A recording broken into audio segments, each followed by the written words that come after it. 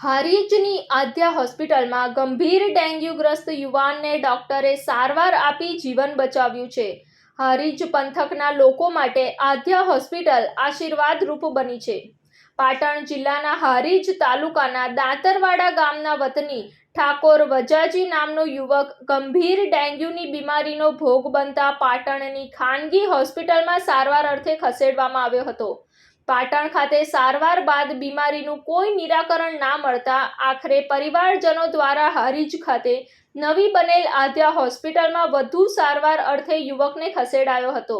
જ્યારે યુવાનની તબિયત વધુ નાજુક જણાઈ આવતા જે મુજબ પ્લેટલેટ કાઉન્ટ ખૂબ જ ઓછા થઈ જતા અને લીવરનો સોજો જોવા મળતા યુવાનની વધુ તબિયત નાજુક હોય જેઓને તાત્કાલિક આઈસીયુ વિભાગમાં સારવાર અર્થે રાખી આદ્યા હોસ્પિટલના ડોક્ટર હિતેશભાઈ પટેલ સ્ટાફની સરાહનીય સારવાર બાદ દર્દીની તબિયત 5 દિવસમાં તંદુરસ્ત થતા યુવાનના પરિવારે આદ્યા હોસ્પિટલની ઉમદા કામગીરીને બિરદાવી હતી અને હોસ્પિટલ ડોક્ટર હિતેશભાઈ પટેલનો આભાર વ્યક્ત કર્યો હતો।